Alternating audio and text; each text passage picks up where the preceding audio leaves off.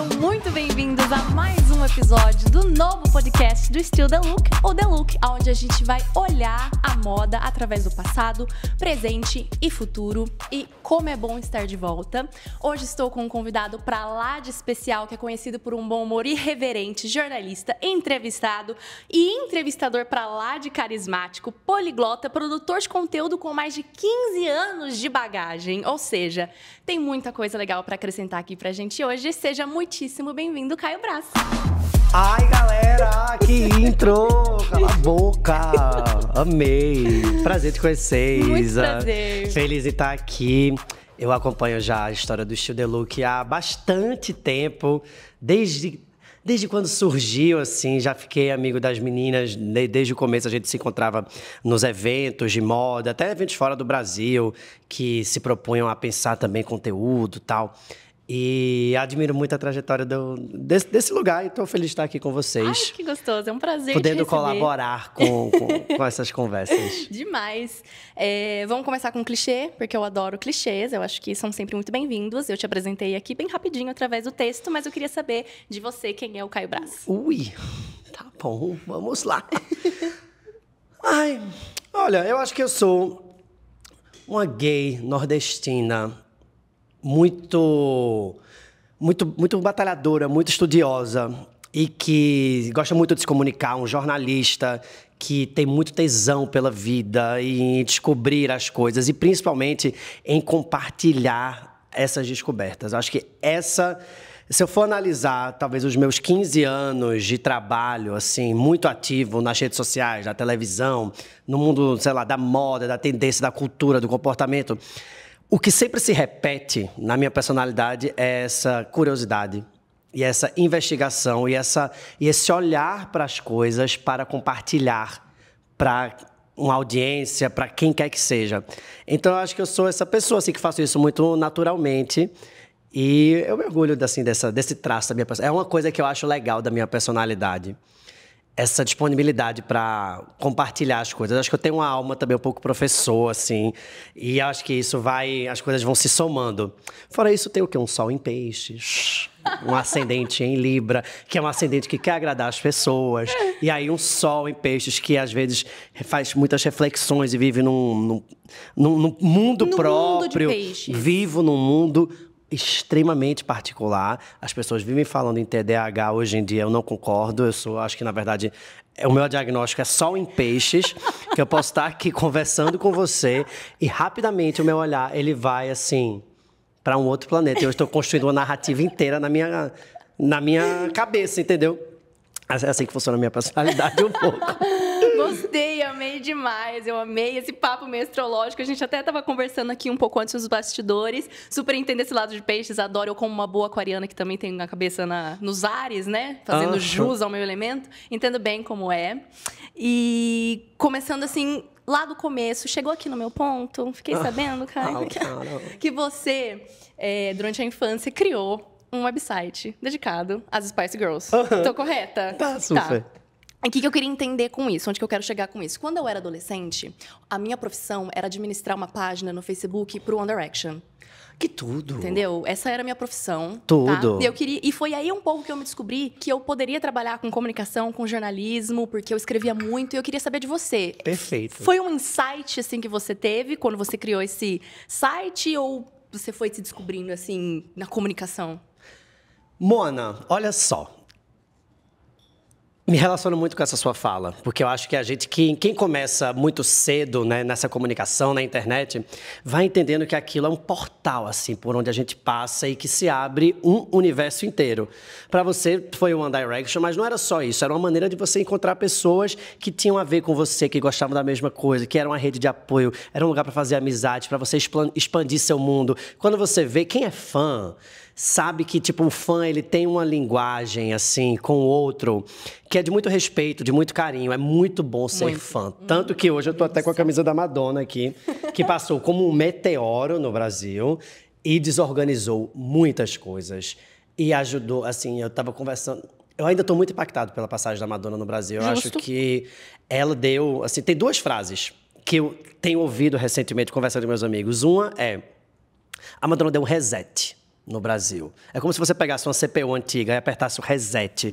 E ela faz com que a gente consiga se rever como LGBTs, como país, como resistência, porque ela tem uma trajetória muito poderosa e empoderadora também.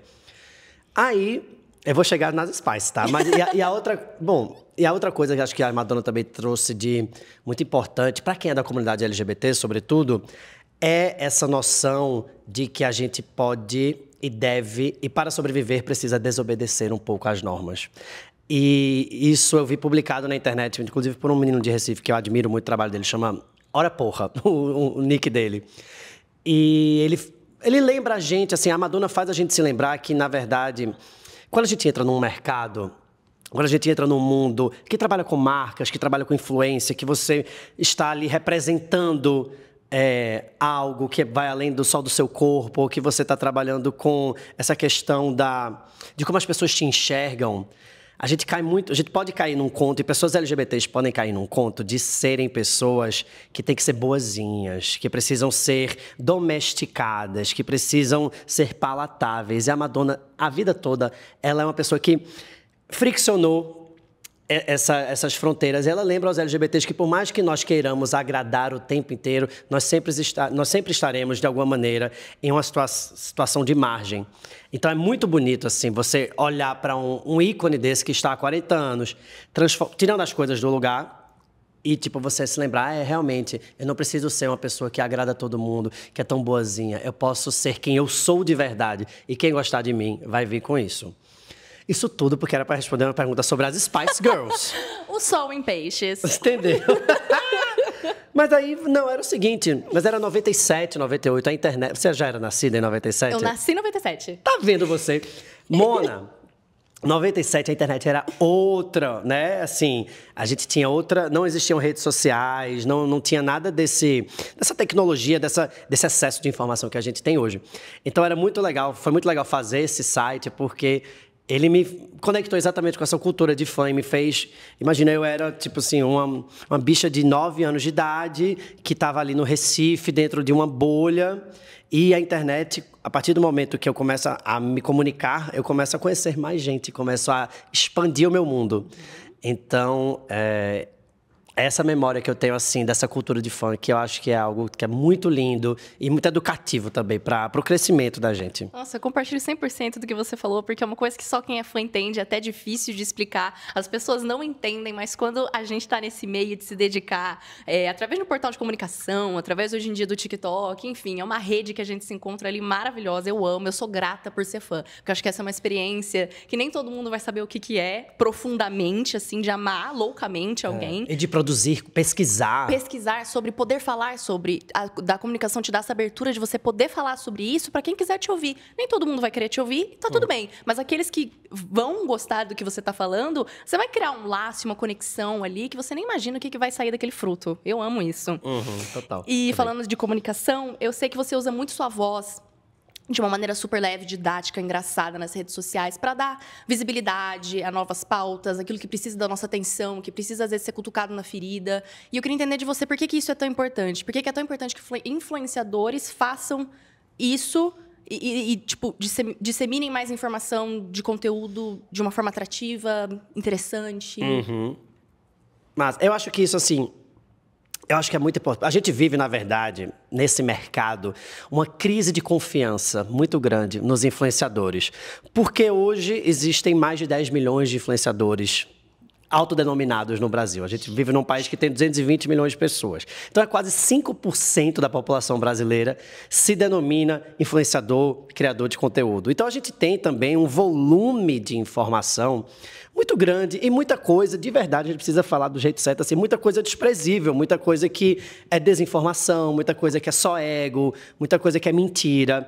Então, eu acho, assim, que quem quer viver disso profissionalmente, porque isso é uma profissão, é como eu me mantenho há muitos anos.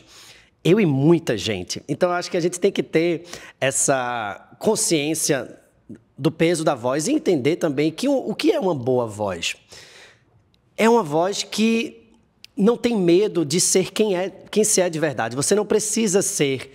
É porque a gente tem uma cultura de comparação muito grande nas redes sociais, que a gente fica o tempo inteiro olhando o que é que o coleguinha fez, isso, aquilo foi bem pro coleguinha, aquilo parece que a gente tá sempre para trás. Por mais que você faça um vídeo maravilhoso hoje, amanhã uma pessoa que você acha que é sua concorrente vai fazer uma coisa que você vai falar, meu Deus, por que eu não prestei atenção nisso? Meu Deus, essa pessoa tá bombando e eu não tô. É horrível viver desse jeito. Então, o que é que consegue nos aterrar em termos de saúde mental, porque eu acho que isso é uma pauta que a gente não tem como falar sobre isso sem pensar também nesses contextos que vão surgindo. É você estar tranquilo com quem você é você, de fato, ter confiança em falar o que você sente, você ter e você se sentir compreendido, porque eu acho que contexto é uma coisa também muito, muito tensa na internet, né? A gente vive num lugar onde a gente fala, tipo assim, eu adoro água natural e tipo, a minha fala pode virar uma coisa completamente deturpada e vai virando uma bola de neve muito, muito tóxica mesmo. Então, acho que a maneira que eu sinto que é como eu seguro a minha onda e como, até dando aula, eu sou professor também, eu dou muitas aulas sobre conteúdo, eu tenho um curso sobre isso, que inclusive eu tenho um parceiro muito massa, que é o André Carvalhal. Eu dou esse curso só e dou um curso com o André também. E a gente se juntou nesse lugar assim, de educador. Eu acho que a gente encontrar a nossa voz mesmo é a gente falar o que a gente acredita e não ter medo.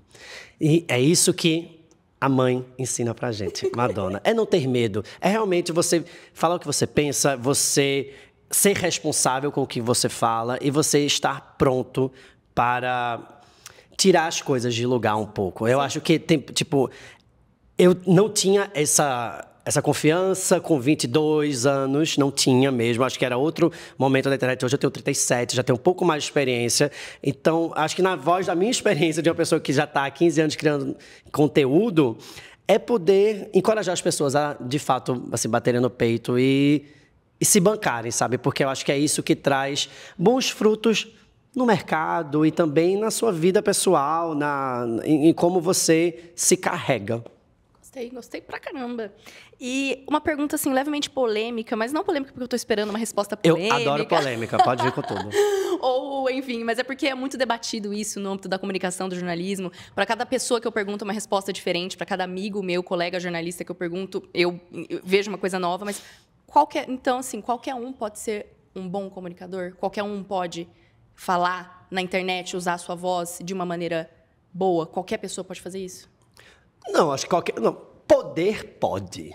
Agora, que vai ser bom é outra história. Eu acho que comunicação é que nem música, é que nem, entendeu? Tipo assim, a pessoa tem que ter estrela, não é assim não. Você pode fazer o Instagram, falando, vai. Agora, se vai ser massa mesmo, tem muito estudo, eu acho que tem muito trabalho que precisa ser feito, porque o que falta muito, eu acho que nas pessoas, é uma noção mesmo, assim, de repertório, sabe? Que, na verdade, quando a gente vê influenciador fazendo merda mesmo, assim, fazendo merda com M maiúsculo, você entende que aquilo acontece por uma falta de repertório, por uma falta de empatia, uma falta de preparo, uma falta de noção, de um poder de você ter milhões de seguidores e você ser irresponsável com isso.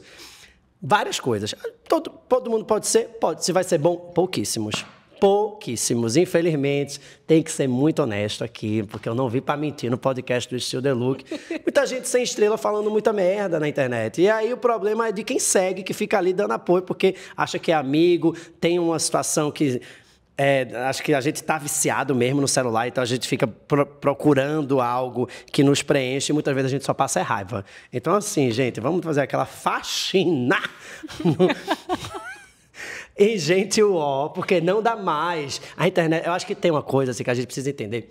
A internet já está muito madura. No Brasil, ela é muito madura. A internet, o que existe tanto em termos de uso, como a gente usa a internet, a gente é tão viciado aqui no Brasil. Se você for conversar com uma pessoa no Japão, por exemplo, que as pessoas têm uma noção assim, que acham que é um país extremamente tecnológico, ou na Europa, se usa muito menos internet, se usa muito menos redes sociais, as pessoas têm uma outra... Para a gente aqui no Brasil, é um mundo mesmo assim, que a gente vive imerso. Então, já que isso faz parte da nossa cultura, a gente tem que entender também de que maneira a gente deixa isso se impregnar na gente. E também, eu acho que colocar os devidos pingos nos is quando as coisas são necessárias e incomodam a gente, porque senão a gente vai criando monstros, as pessoas vão crescendo, quando vê é candidato a vereador, a deputado, então vai virando um metaverso de gente maluca que eu não tenho paciência. Metaverso de gente maluca. Entendeu? E bem como você falou no começo, da internet ser uma coisa hoje muito... Qualquer coisa que a gente fala pode virar XYZ, vão deturpar, tirar de contexto, enfim, muitos desafios. E desses 15 anos criando conteúdo para você, qual foi a maior mudança de todas, do comecinho até aqui? O que precisou mudar? O que precisou ser atualizado? Nossa, boa pergunta, viu? O que é que mudou? Assim, da sua perspectiva, da sua jornada, assim. Eu acho que existe uma... Ótima pergunta. É o seguinte, eu acho que existe uma diferença hoje, porque o mundo das marcas, ele, de fato, que assim... Todos nós queremos trabalhar, que somos influenciadores, precisamos ser super honestos, queremos trabalhar com marcas, porque são elas que podem nos ajudar, enfim, a sobreviver, de fato. A gente quer interagir com elas, ao mesmo tempo sem perder a autenticidade. Porque o que faz com que você seja escolhido por uma marca, muitas vezes, é exatamente essa autenticidade. E a partir do momento em que você entra em algum determinado jogo, que você ganha visibilidade, que você começa a se transformar de fato num produto, muita gente no meio do caminho perde essa autenticidade porque acaba querendo entrar dentro de um padrão. Esse padrão que é mais comercial, que é mais domesticado mesmo, assim, que é mais agradável. E eu acho que isso é uma coisa que a gente se perde, e muitas vezes acho que as gerações mais recentes estão vindo, inclusive, já com esse chip muito preparado, né? De tipo assim, o jeito que se fala, para agradar as pessoas. E eu acho que a gente tem que começar a quebrar isso mais, sabe? Inclusive, e não é só um recorte geracional de quem é mais novo, de quem é mais velho, mas é todo mundo. Porque a gente precisa, de fato, lembrar sempre que a autenticidade na internet é a ferramenta de conexão. É você, de fato, falar o que você pensa no fundo do seu coração. Obviamente, sem ferir os direitos humanos, sacou? Mas eu acredito muito, eu sublinho muito isso, porque para cada um essa palavra ela tem um peso diferente, ela tem uma realidade diferente. Mas é muito importante que, tanto para os outros, como para a sua cabeça no travesseiro, falando, que você não abra mão disso, assim. E eu vejo isso mudando muito, esse discurso ficando muito... muito enfraquecido, esse discurso da autenticidade. Ele está sendo só um discurso e não uma prática. Nossa. E eu acho que se distingue muito uma pessoa que é autêntica de verdade, assim, como ela consegue movimentar um assunto durante um dia, por exemplo, na internet. Porque cada dia é um dia, cada dia uma pessoa chega lá e dá um bafão e acontece uma coisa. Então, tipo, a gente se observar e sempre buscar isso, eu acho que é muito importante. É uma infinidade de assuntos que a gente pode falar também, explorar. Tem muita coisa que a gente pode conversar. E nessa questão da autenticidade, já vi muitos podcasts, inclusive aqui os episódios do The Look. Já conversei com outras pessoas aqui também que falaram muito da importância da autenticidade, de quando uma pessoa está consumindo um conteúdo ou quando uma marca quer fechar com um determinado criador de conteúdo, sobre justamente bater nessa tecla da autenticidade. Mas, na sua opinião, para você, as pessoas estão realmente querendo consumir autenticidade? Isso é o que está fazendo crescer, ou enfraquecer, no caso.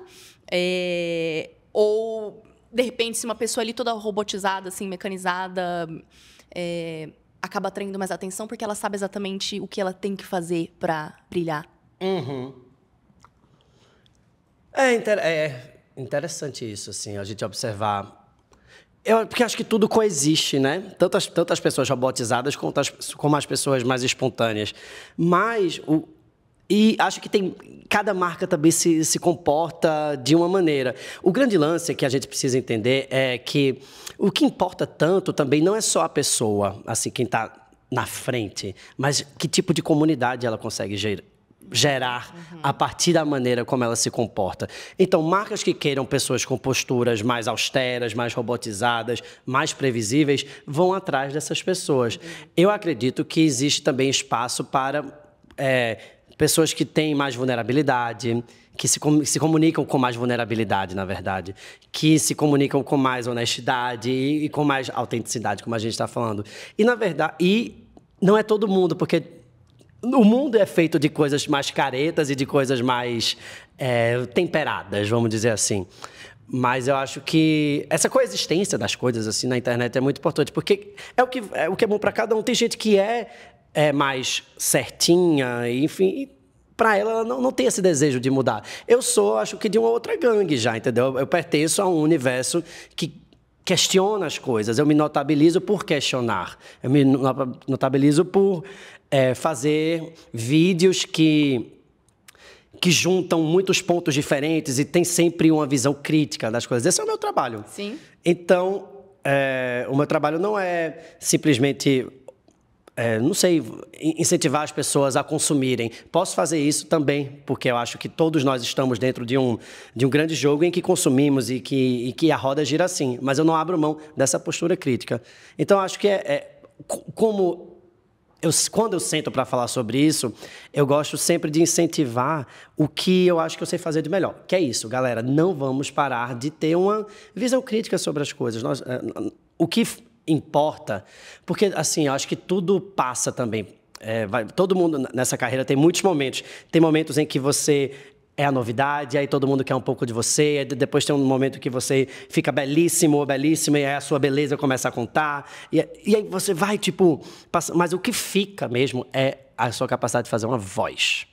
É de se transformar, de você deixar de ser um perfil, você deixar de ser o arroba, e você se transformar numa voz. E é isso que é o grande babado, porque fica todo mundo assim, ai meu Deus, se a internet cair, todo mundo fica desempregado? Não. Muita gente vai ficar, mas quem conseguiu construir voz, eu acho que ele consegue ficar mais tempo, se renovar. Então, acho que a minha dica seria essa: foco na voz, no que você comunica, muito menos do que no que você aparenta ou no que você consome, mais ou menos isso. E se agora você falou de trabalho, de carreira, de jornada, de comunicar a sua voz, você usa a sua voz de uma maneira incrível, eu adoro, eu admiro pra caramba, ainda mais com o seu jeito de falar mesmo, de querer ser meio disruptivo dessas ideias, enfim, mais tradicionais que a gente tem. E isso chamou atenção, foi chamando atenção cada vez mais de marcas, inclusive da televisão fechada. Então, eu queria saber um pouquinho da sua trajetória até a GNT, como é que foi pra você, GNT Fashion, conta um pouquinho pra gente. Foi mara esse momento, assim. Eu acho que eu tinha uma mistura, assim, acho que tive sorte. Eu sou grato aos céus também, porque quem não é grato aos céus não chega em canto nenhum. Eu tive sorte de estar fazendo, assim, a coisa certa, no lugar certo. Mas, para quem nunca viu essa história, em 2008, 15 anos atrás, a internet, o YouTube era uma coisa incipiente no Brasil, assim, uma coisa muito pequena ainda. Você tinha um cara como Felipe Neto, que está aí até hoje, PC Siqueira, que já não está mais entre nós. Eu sou dessa geração, assim, dos primeiros comunicadores na internet. A Catilene, que fazia um blog babadeirérrimo de cultura pop, fofoca, Jana Rosa. Essa era a minha turma geracional. E eu comecei nos Fashion Weeks, fazendo parte de uma web TV, que era uma web TV de uma galera muito maluca, um monte de stylist do Rio de Janeiro. A gente se encontrava na noite, tocava o terror, chamava Gema TV, eram uns cariocas, a gente fazia entrevistas e coberturas. Então tinha uma entrevistadora muito louca que saía de maiô, aí tinha um outro que vinha de vestido. E aí eu falei assim, cara, eu quero ser repórter de moda. E comecei a cobrir nos Fashion Weeks. E aí eu comecei a conhecer a galera da moda e do backstage. Massa. E aí, depois disso, eu fui criando a TV do Garotas Estúpidas, do blog, e fui, levando esses dois jobs, vamos dizer assim. Até que houve um momento em que o GNT abriu uma vaga para repórter. E aí, para combinar a coisa certa que eu estava fazendo, era um momento em que as blogueiras estavam surgindo, e eu sempre tive uma visão muito crítica a respeito só da futilidade, só do consumo dessas coisas. E aí eu acabei me juntando com a galera da TV. A gente montou um personagem que era Tarsila Marinho, que era como se fosse uma blogueira, tipo a mãe da blogueirinha, sabe a blogueirinha? Sim. E aí eu me fiz de drag, nasceu a minha drag, a minha pombagira, e eu fui pro Fashion Week e comecei a tocar o terror, era uma repórter drag, assim. E isso me notabilizou muito, assim, porque eu fiz uma coisa muito diferente. Não havia cultura drag no mainstream, assim, como a gente tem Pablo, Glória Groove, essa galera. O universo drag, ele era muito mais restrito talvez à noite, LGBT, naquele momento, há 15 anos atrás, a comunidade avançou muito, né? E aí, então, fui juntando esse currículo que eu fui montando, então, abriu-se uma vaga para o GNT, e aí eu estava meio que fazendo a coisa certa, na hora certa. Né? Então, eu estava somando essas experiências, falei assim, Caio, vem cá, vamos fazer um teste. Se for você, se você mandar bem, é seu trabalho. E aí eu fui lá, óbvio que eu fiz um monte de merda no começo, eu errei, fui fazer transmissão ao vivo, não sabia, fui entrevistar uma bicha, eu tenho uma raiva dessa bicha até hoje. Mentira, não tenho não, mas assim, eu combinei com ela, olha, a gente vai entrar 7h05 e aí você vai me contar o que é a beleza do desfile. Eu não tenho condição de fazer nenhuma outra pergunta, é a minha estreia. Eu estou me tremendo, eu estou me cagando nesse microfone, fica aqui. Aí combinei. Aí eu fui lá, olá Lilian, boa noite, estamos aqui ao vivo no Fashion Rio, prazer enorme estar aqui com vocês no GNT. Agora a gente vai conversar com fulaninho de tal pra gente ver como é que tá a beleza do desfile. Nick, ouviram? Meu amor, a bicha já tava com laque assim, em outra sala. Aí eu falei, eu não me dei conta de que eu tinha que segurar ele pela mão e ficar comigo, entendeu? Fica aqui, viado. A bicha foi-se embora, me deixou sozinho. Aí eu vi que quando eu virei assim, que ele sumiu, eu falei assim, bom, Lilian sabe como é que é, né? Fashion Rio backstage, sempre uma loucura. Muito agito por aqui, o maquiador, ó, foi ali resolver outra coisa. Daqui a pouco eu volto com mais informações. Mas você soube contornar muito bem a situação. Foi, muito bom. Nossa, pô, na sua estreia. Sim, sim. Foi seu teste, tipo foi assim. Foi o meu teste. Entra ao vivo e faz. É. Meu Deus do céu. E aí passou. Aí a segunda entrevista era um cara chamado Zombie Boy, falecido já. Que era o cara que fez um clipe com a Lady Gaga, que tinha 95% do corpo tatuado. Você ganha. Ai, me botaram para entrevistar esse cara em inglês. O problema não era o inglês, o problema era que ele não falava. Ele era muito introvertido. E aí a pior coisa do mundo que você pode fazer, pô, na sua matéria de estreia, e eu já me achando, eu falei assim, não, Lilian, relaxa, I speak English. Don't worry. Aí eu chego lá, Zombie Boy, né? Hey, hello, welcome to Brazil. Do you like Brazil? Yes. Aí eu perguntava, o que é que você comeu de gostoso? Nothing. Tipo assim, ele só me respondia assim, ele era muito lacônico. Eu chorava. Não, e aí você fica com vontade de chorar, e aí você começa a ficar nervoso, e aí você começa a querer colocar a palavra na boca da pessoa. Então, tipo assim, como é que tá o tempo hoje? Tá chovendo? Tá sol? Tá nevando? Porque como a pessoa não fala, você fica querendo perguntar e responder. Aí virou uma maluquice essa entrevista. Só que acho que as pessoas foram muito generosas comigo e falaram assim, dá uma chance pra ele, dá uma chance, que uma hora ele vai engatar. E foi isso, engatou. Fiquei 10 anos lá. Fiquei 10 anos no GNT, fiquei muito tempo no GNT Fashion, foi uma escola maravilhosa, eu amava fazer esse programa. O programa acabou porque eu acho que também as redes sociais, o timing das redes sociais, ele foi se sobrepondo à televisão de uma maneira geral. Então a gente tinha uma revista semanal, que quando a gente ia dar informação, a informação já estava velha. Né? Então você tem que fazer coisas mais exclusivas. E acabou, tipo, o programa foi terminando. O programa acho que durou 30 anos, né? Um programa por onde passaram grandes ícones da moda mundial. Uma foda, eu tenho muito orgulho de ter feito parte disso. E aí foram surgindo outras coisas, a gente fazia prêmio, tapete vermelho, baile Vogue, baile da Glamour, baile da Marie Claire, baile de não sei quem. Olha, era tanto tapete vermelho. Aí é aquela coisa, né? Você reza uma Ave Maria e vai embora, porque chega todo tipo de gente, com todo tipo de fantasia, com todo tipo de maluquice. E aí você fica lá no ar 3, 4, 5 horas. Tem hora que você já não aguenta mais. Tem hora que você pede, meu Deus, alguém me dá um champanhe, um uísque, qualquer coisa. Não aguento mais conversar aqui com esse povo. Babado. E aí, cara, E a gente fez isso muito tempo. E eu só parei de fazer porque, na verdade, esses eventos meio que acabaram. Ou... A gente fez até recentemente um no Rio de Janeiro, na Carolina Herrera. Não sei se vocês estão... Teve um desfile da Carolina Herrera aqui no Brasil. Sim. Uhum. Ai, que foi uma tragédia aquilo. Por quê? Por quê? Vou te falar por quê. E eu estava, tipo, morando na França. E eu voltei pro Brasil, muito chique. Eu falei assim, não, GNT, tudo bem. Vou sim. Estou na França. Vocês me levam? Ele, sim. Eu falei, dê a volta por cima. Aí eu chego lá para fazer um tapete vermelho, eu e Luísa Brasil. E a gente começa a entrevistar o povo, de repente vem assim, um lugar lindo, 5 horas da tarde, Santa Teresa, em cima do morro, Rio de Janeiro aos pés, um desfile sobre a latinidade, a mulher latina, parará, tudo, pronto. Do nada, cai uma nuvem, o lugar aberto, chão de espelho, choveu, assim, canivetes no Rio de Janeiro. O negócio que era 5 da tarde, aconteceu 9h30 da noite, com a passarela molhada, modelo escorregando. E aí, você tem que ser o quê? Comunicador, né? Pra ficar lá... resiliente. Segurando, gente. Daqui a pouco nós voltamos, tivemos apenas um pequeno problema meteorológico. É loucura ao vivo é loucura, mas assim, é muito tesão também, porque lidar com o imprevisível... é gostoso demais, né? Se você cresce, você pega muita bagagem, porque é justamente o imprevisível. Quando você já tem tudo certinho, assim, por exemplo, eu tenho as perguntas aqui para te fazer, mas é óbvio que no meio vão surgir novas coisas. Às vezes você já respondeu uma pergunta que eu queria te perguntar e a gente tem que caçar na cabeça. Enfim, as dores e delícias de trabalhar com comunicação, de trabalhar com jornalismo, de trabalhar como repórter, eu acho isso maravilhoso. E eu queria entender agora de você, que a gente falou sobre moda, desfile, GNT Fashion, tudo. Como que você definiria a sua relação com a moda? O que é moda para você? Tá. Eu não tenho um estilo.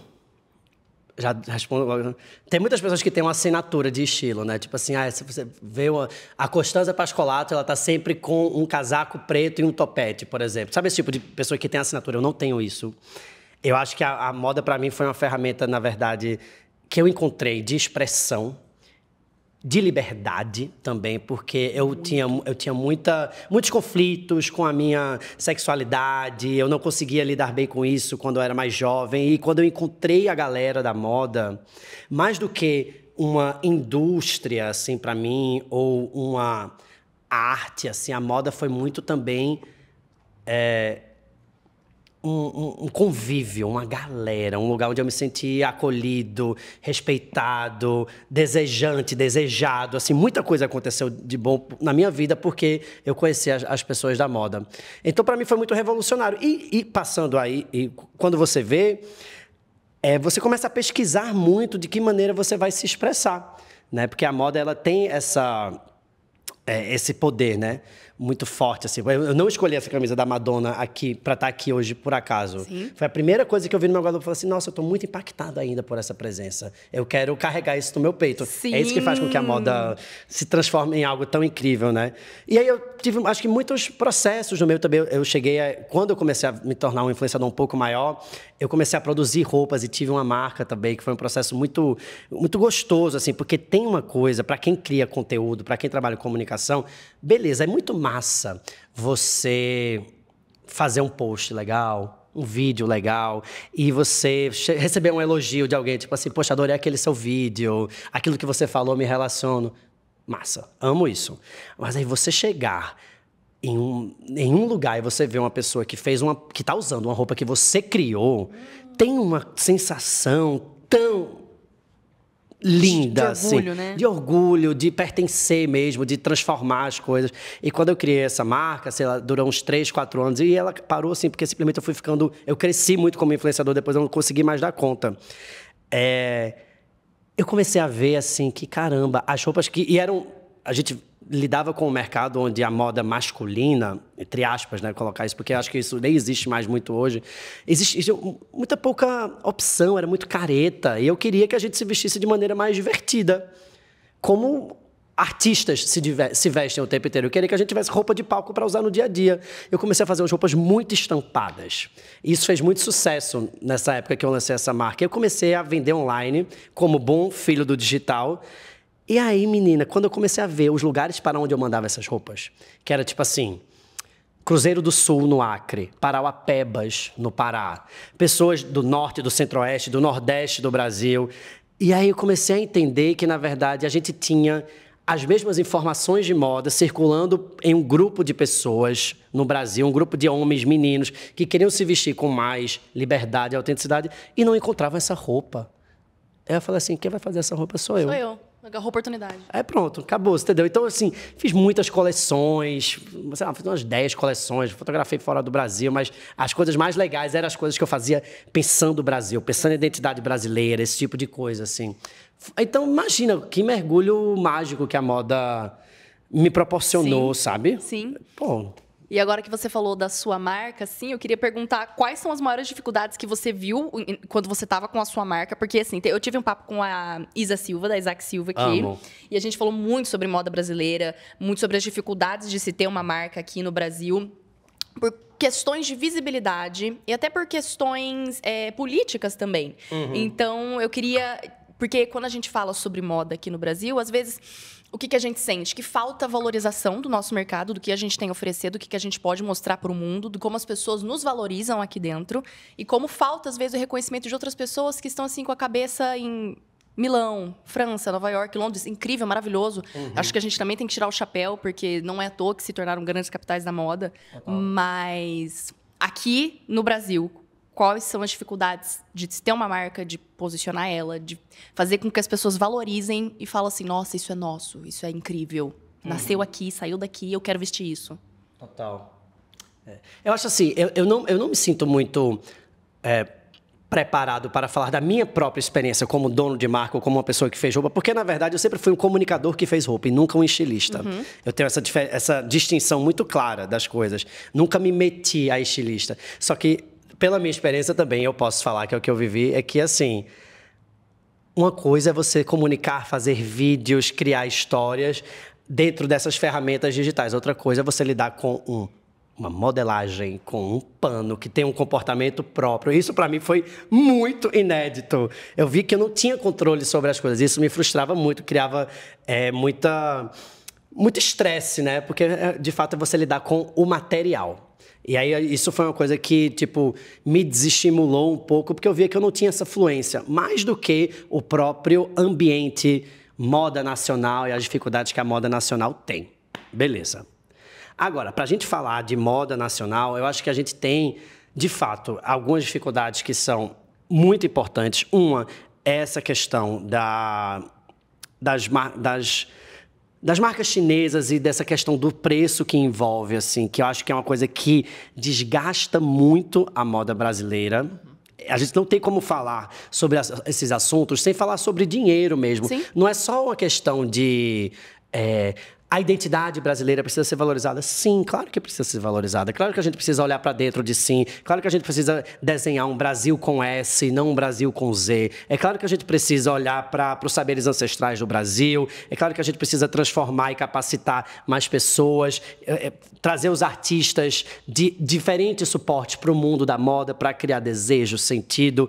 Tudo isso são coisas que a gente sabe, que quem está assistindo o podcast tem plena consciência de que isso é importante. E hoje, muito mais do que 10 ou 20 anos atrás. O Brasil está começando a se enxergar mesmo, enxergar suas histórias com essa potência. Acho isso muito lindo e existe uma nova geração de marcas que está fazendo isso de uma maneira fantástica. As marcas do Nordeste, sobretudo, eu acho que elas estão conseguindo construir narrativas e produtos de excelente qualidade, com uma investigação artística por trás, que empodera pessoas e comunidades e causas importantes. Eu acho que a moda brasileira está num bom momento. Muito mais do que quando eu comecei na moda. Agora, a gente não tem como falar nisso tudo sem falar também em questões como dinheiro, como viver no Brasil está super caro, uma inflação altíssima, as pessoas super apertadas no orçamento, a gente vive parcelando as coisas no cartão, todo mundo reclamando que o cartão não baixa. Isso, assim, dentro de um recorte tipo classe média, sabe? Agora, imagina uma pessoa que realmente tem uma situação um pouco mais vulnerável, se ela vai conseguir imaginar que ela vai conseguir comprar roupas caras, enquanto a gente tem uma marca chinesa que está tentando vender a você uma coisa por R$33, que chega na porta da sua casa e com uma modelagem que é bem feita, a qualidade é ruim, mas, assim, a roupa, ela não é terrível, entendeu? Sim. Então, você fica... É muito difícil a gente ter essa conversa com pessoas que estão vendendo o almoço para comer, para comprar a janta. E, muitas vezes, se você conversar com pessoas gordas, as marcas nacionais não atendem o tamanho delas. E, quando elas chegam numa marca dessa chinesa, tem 2XG, 3XG, 4XG, a um preço acessível e que ela pode pagar. Então, assim... é tudo muito complicado aqui no Brasil. Eu acho que a gente precisa, de fato, falar sobre essa regulação dessas... de fato, proteger a moda nacional exige uma política pública para isso. Aí a gente começa a falar essas palavras que vão ficando um pouco mais bonitas, assim, mas é uma coisa que é realmente necessária, senão a gente vai viver eternamente com essa concorrência e as marcas nacionais reclamando que, tipo, conseguem voar, mas os voos são muito curtos, e a gente fica, de fato, sempre nessa repetição de problema e não sai do problema, e não me interessa a gente ficar falando sobre essas coisas que só mudam as pessoas e os problemas continuam os mesmos, sabe? Mas de fato, eu enxergo hoje a moda nacional com muito mais solidez narrativa mesmo, assim, com muito mais otimismo, a gente entendendo que as coisas feitas no Brasil, elas estão se transformando. A gente está criando um novo tipo de mercado de luxo, apreciado pelos brasileiros, feito pelos brasileiros. Então, espero que a gente continue assim. Acho que a galera dessa nova geração pegou isso muito bem. Com você falando tudo isso, Caio, me veio uma outra pergunta aqui na minha cabeça. Não consegui bolar ela 100%, mas foi uma dúvida aqui que me aconteceu. O que falta, isso que você pontuou dos preços das grandes marcas chinesas vindo a um preço assim mais acessível, com uma modelagem, uma grade de tamanhos muito maior, que vai atingir uma audiência diferente, um público diferente. E aí, quando a gente fala sobre marcas aqui do Brasil, marcas nacionais, bate-se muito na tecla do slow fashion, né? Slow fashion versus fast fashion. Uhum. E aí a gente vai entrar numa questão de sustentabilidade, valores morais, um buraco bem mais embaixo. E eu queria saber, dá para conciliar você ser uma marca nacional aqui no Brasil, sabendo dessas dificuldades de sustentabilidade, de às vezes você não achar um material em conta, de você conseguir agregar valor às pessoas que fazem sua roupa com dignidade, porque a gente sabe de todas as polêmicas que envolvem as grandes fast fashions de todos os lugares, seja da Europa, da Ásia, do Brasil. Sim. Como é que é para você? Você acha que dá ou é um caminho longo ainda? Não, eu acho que dá. Eu acho que a gente já tem uma geração de estilistas hoje no Brasil que consegue fazer moda já já está respirando melhor, assim. Já entendeu que a importância, por exemplo, do digital, né? A gente não tem como a gente falar em moda nacional e a gente não pensar a importância da presença dessas marcas na internet. A gente tem um país continental, gente, o Brasil é um país muito potente. A gente tem muita gente, a gente é um país que é extremamente desigual em renda, mas é um país que é rico. A gente está entre as 10 maiores economias do mundo. Então, não dá para a gente descartar isso e achar que uma pessoa precisa entrar na sua loja em São Paulo, pegar um carro, um Uber, um metrô, andar, se deslocar para comprar uma coisa. Por que você ainda não incorporou o digital de fato à sua marca e está vendendo, que nem eu fazia para as pessoas que eram meus fãs, que queriam comprar roupa porque era legal e porque gostavam de mim, em Parauapebas, em Apodi, em Campina Grande, tá ligado? Então, eu acho que tem essa noção assim, do digital para as marcas, eu acho que é algo que faria uma enorme diferença. Eu sei que dá trabalho, eu sei que muitas vezes marcas pequenas são feitas por pouquíssimas pessoas e que não dá tempo de cuidar de tudo. Sim, eu sei, mas o que eu posso oferecer de dica ou de ferramenta é essa importância do digital para que a gente consiga expandir o alcance dentro de um país que tem tanta possibilidade.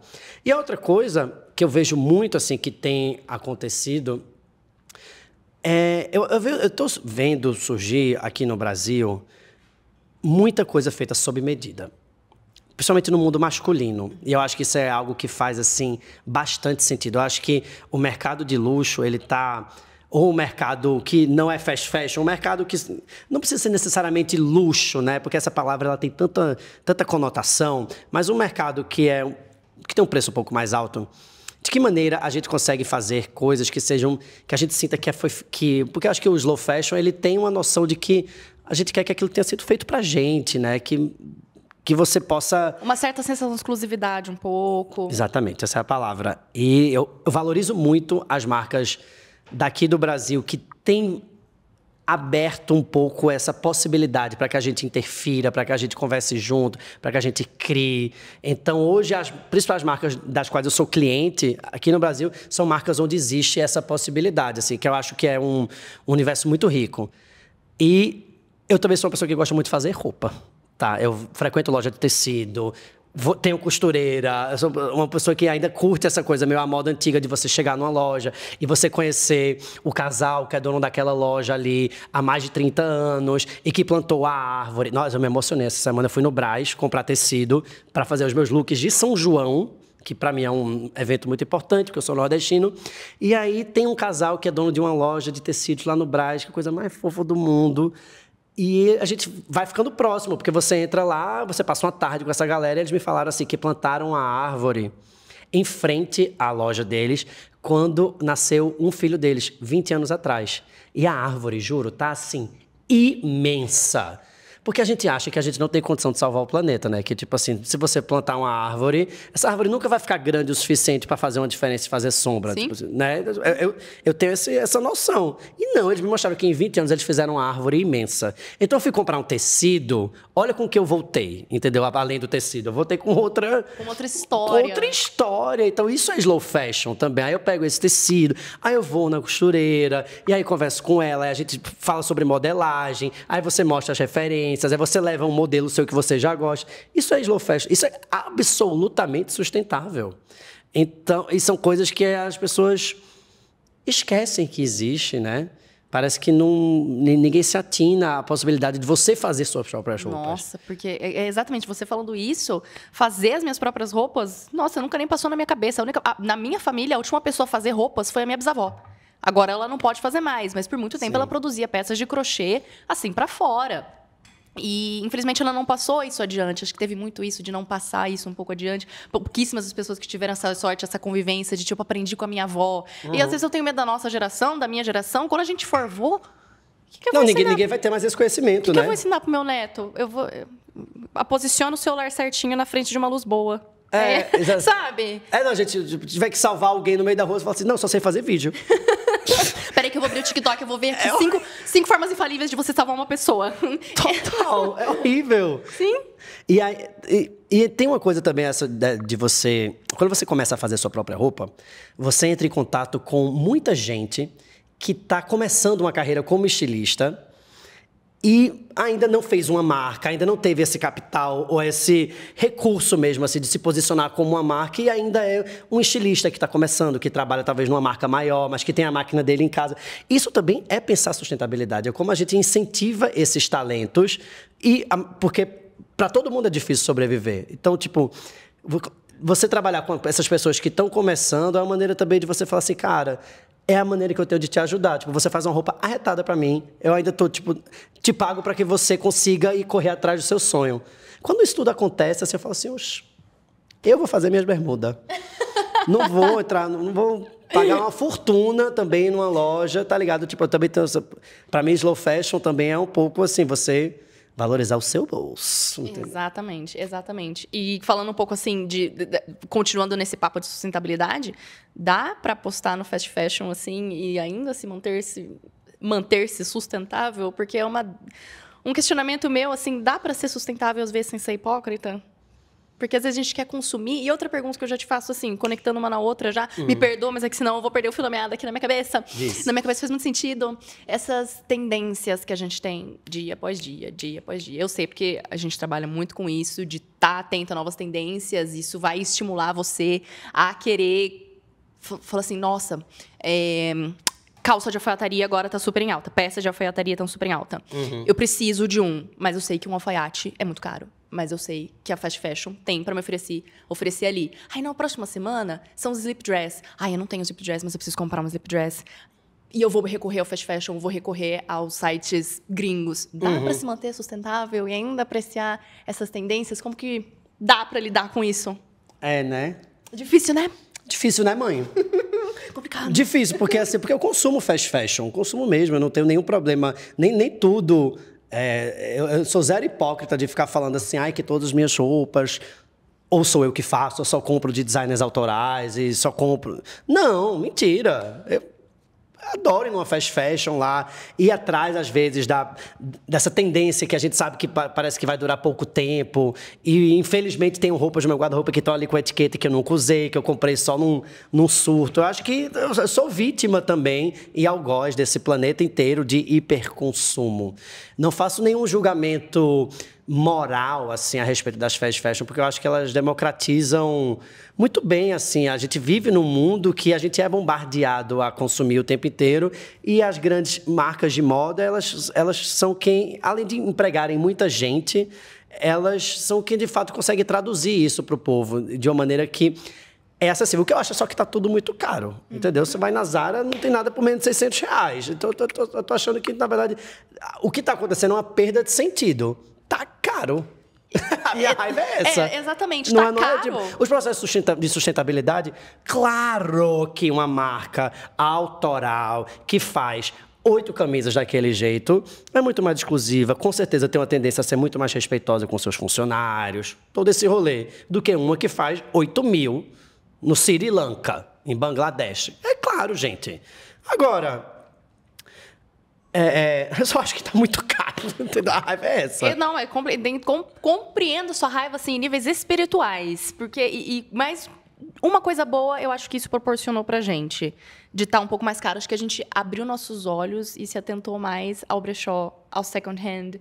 Total. E eu acho isso demais, porque você encontra peças históricas ali que... vintage, que tem mais de 20, 25 anos, são maravilhosas. Às vezes até de uma grande marca. Vira e mexe, você vai num brechó legal, você encontra uma Gucci, uma Chanel, uma Versace ali pra você chamar de seu. E eu acho isso muito legal também. Eu amo brechó. É muito sempre bom, né? amei. Sempre amei. Nossa, mas sempre... Eu tava lembrando... Eu tô escrevendo um livro, né? Falando um pouco das minhas histórias da internet e tal. Espero conseguir terminar até o final do ano. Porque sol e peixes. Difícil. E eu tava até escrevendo anteontem, assim, sobre... Teve um momento, eu tinha um namorado que a gente vivia na Argentina, porque a gente tinha uma vida muito corrida. A gente ia se isolar lá, ia namorar lá. E a gente vivia nos brechós. Assim, eu tenho memórias incríveis dos brechós de Buenos Aires, como tem coisa muito legal. Óbvio que tem aqui em São Paulo. Estou só contando essa história porque eu queria falar desse romance, que já aconteceu há muito tempo. E aí eu lembro, assim, que coisa maravilhosa que é você chegar num brechó e você abrir as coisas e você aí vai conhecendo o dono do brechó, que sempre tem uma arara ali escondida com as melhores coisas que ele não bota no comercial. Você tem que ficar amigo dele, ele vai te mostrando depois. Nossa, e são peças que realmente têm... Não é só a questão da história, né? Primeiro que eu não acredito em energia, né? Mas não vem com esse papo, porque roupa não tem energia. Quem tem energia errada é gente errada. Roupa não tem nada de errado. Quem tem energia errada é pessoas tóxicas. Eu amo brechó. Enfim, basicamente é isso. Eu gosto bastante também. Eu gosto dessa cultura tá se expandindo bastante.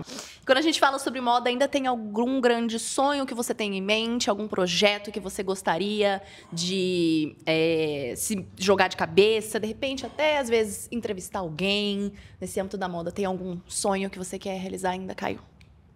Não. Já viveu tudo? Não é isso. A resposta não é essa. Não, é porque, na verdade, eu acho que eu tô mais intercultural, assim. Eu tô num trabalho muito mais que eu acho que é uma pesquisa que está indo para um lugar que não é só da moda, mas, assim, de identidade brasileira. Nordeste se transformou nos assuntos mais importantes da minha vida, identidade nordestina, representatividade nordestina. Isso, para mim, foi um clique muito, muito incrível, porque eu vim morar no eixo Rio-São Paulo, muito jovem, com 19 anos, e não havia essa conversa hoje sobre valorização nordestina, sobre representatividade que a gente tem hoje. E eu entendo que eu tive muitos apagamentos nessa história, sofri muito preconceito mesmo, para dizer a palavra certa. E hoje eu acho que existe uma articulação entre as pessoas do Nordeste em se colocar e se posicionar de uma maneira diferente, exigindo mais respeito, exigindo representatividade nos espaços. E esse assunto, para mim, é um dos assuntos mais importantes, porque ele toca vários vários ambientes. Ele fala de cultura, ele fala de política, ele fala de economia, ele fala de arte, de música, de moda também. Então, para mim, pensar o Nordeste, pensar nos nordestinos e nordestinas, nessa terra que é uma terra de diáspora também, que é uma terra onde as pessoas imigram. Eu acho que tem um retrato do Brasil muito bonito nisso. Assim. E depois que eu, na pandemia, fui morar em Recife, que é de onde eu sou, eu me reconectei muito com essa história que eu tinha colocado assim um pouco de lado, sabe? Para mim faz muito sentido. Então, para mim, a minha nova obsessão de pesquisa, de estudo, não é necessariamente a moda, mas é o Nordeste e todos esses tentáculos que essa palavra tem, assim. É muito bonito você falar isso, porque nos últimos anos a gente realmente tem percebido uma valorização maior do Nordeste, porque por muito tempo acreditou-se que a moda estava no Sul e no Sudeste do país. Você quer trabalhar com moda? Eu moro no interior de São Paulo. Eu ainda não moro aqui em São Paulo. Não sei se eu vou. Não me mate, Isabela, minha chefe. Mas, nossa, quantas vezes durante a minha faculdade, durante a minha trajetória inteira, que eu sempre sonhei em trabalhar com jornalismo de moda, essa sempre foi a minha maior paixão. Você não pode ficar aqui. Vai embora, vai para São Paulo, vai para Rio de Janeiro. Tipo, tem um pingo de verdade, assim, quando você fala do interior. Mas é muito bacana ver que o Nordeste está abrindo, expandindo a cabeça de outras pessoas para que as pessoas comecem a valorizar mais o que a gente tem aqui. Total. Eu acho isso lindo, eu acho isso demais. Que legal. E, infelizmente, como o nosso tempo está acabando... Oi, vida, já... Tristeza, né? Por mim, a gente pode chamar ele de novo? A gente pode fazer um 2.0? Porque eu amei. Ai, chama, adorei, Isa. Acho que tem muita coisa pra gente conversar, Caio. Meu Deus do céu, eu já sabia que o papo ia ser legal. Antes de você chegar, quando eu tô bolando os roteiros, eu falo, gente, acho que vai ter pano pra manga aqui, hein? Passou voando, menina. Voando, rápido demais, mas o papo tá bom. Pra mim foi uma delícia. Foi muito bom. E, assim, pra acabar, assim, rapidinho... Eu vi que você viajou muito, né? Você gosta muito de viajar, você viu em vários lugares. Inclusive, como Sunga Boy. Essa história é muito boa. Se você não viu, se você não sabe do que eu estou falando, lá no Instagram do Caio tem uma entrevista com a Fernanda Paes Leme, né? Que você deu na piscina com ela. Dele contando essa história. Essa história é maravilhosa, eu dei bastante risada. E eu só queria entender pra você qual foi a viagem mais legal, como que é você que gosta de se inspirar em várias pessoas, você que tira sua bagagem de tantos lugares. O que todas essas viagens te acrescentaram na sua vida até então? E se tem algum lugar dos sonhos que você ainda não foi? Você é japonesa? Sua família? Meu, por parte de pai. Mona, eu fui para as Olimpíadas de Tóquio, né? Eu sou louco pelo Japão. Louco, assim, porque o Japão ele tem uma outra dimensão mesmo, assim, no mundo, assim, é um outro lugar, tem uma outra organização, um outro jeito de se comportar, de se expressar. Eu gosto muito de ir para lá. E eu já fui 3 vezes para o Japão. Que delícia. E eu quero ir de novo esse ano. E a última vez que eu fui foi uma coisa muito marcante na minha vida, que foi uma cobertura que eu fiz das Olimpíadas de Tóquio. Era pandemia. Fomos eu e meu melhor amigo como meu produtor e a gente fez assim uma super cobertura. Ganhou nota 10 na crítica da televisão, não sei o que. A gente deu uma movimentada no assunto Olimpíada, que foi muito massa, assim. Então, foi uma coisa... Eu gosto muito de... Eu tô me preparando para ir para Paris agora, para as Olimpíadas de Paris daqui a pouquíssimos meses. Posso na bagagem? Oh, amiga... Me libera. Eu quero, inclusive, fazer um pleito. Venha. Vamos trazer a Isa junto e também queremos marcas junto da gente nesse corre, porque tá babado.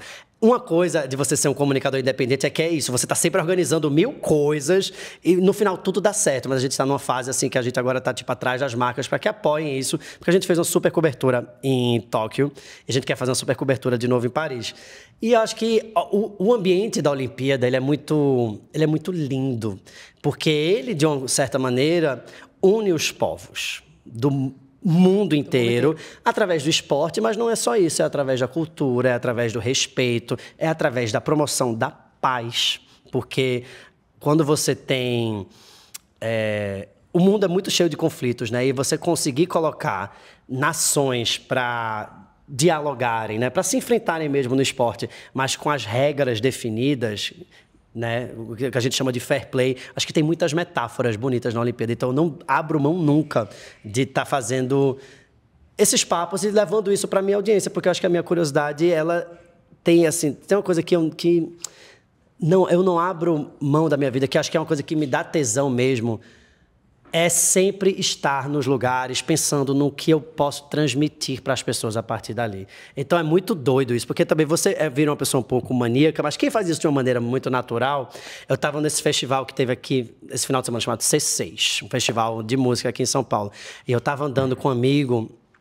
E a gente estava vendo o show, e a gente, sei lá, eu sou uma pessoa que eu não vou para um lugar só para tomar uma cachaça e dar risada. Eu fico analisando o show. Aí, de repente, eu estava andando com ele, já acabou o show, e a gente começou a fazer, tipo assim, um refill. Andando. Eu falei assim, não, mas esse artista, né, realmente, ele é autodidata. Então, a gente tá sempre como se fosse apresentando um programa, só que não tem nada. Só que a gente tá sempre... fazendo a crítica e o review das coisas. Aí, de repente, passou uma jornalista aqui do lado, uma mulher super respeitada da música. Ela falou assim, nossa, esse papo tá ótimo, eu posso entrar? Eu falei, vem cá. E aí ficamos, assim, tipo, os três fazendo a resenha. Então, para mim, o que me dá tesão, o que me dá pulsão é ir para os lugares, é fazer essas viagens e conseguir traduzir as coisas do meu jeito, contar essas histórias. Isso é a minha maior motivação. Então, muito mais do que o lugar, um lugar específico, é a missão que cada viagem tem, assim. Então, eu tô muito animado para a Olimpíada. Gente, eu saio daqui 100% inspirada. Eu vou me levantar aqui desse sofazinho aqui, outra pessoa. Que tudo, ficou feliz. Caio, eu queria te agradecer mais uma vez. Foi incrível, muito melhor do que eu poderia imaginar. Obrigada pelo seu tempo, por compartilhar tantas coisas legais com a gente. Ficamos por aqui e até um próximo episódio do The Look, o meu, o seu, o nosso podcast favorito. Beijo. Beijo, gente. Obrigado.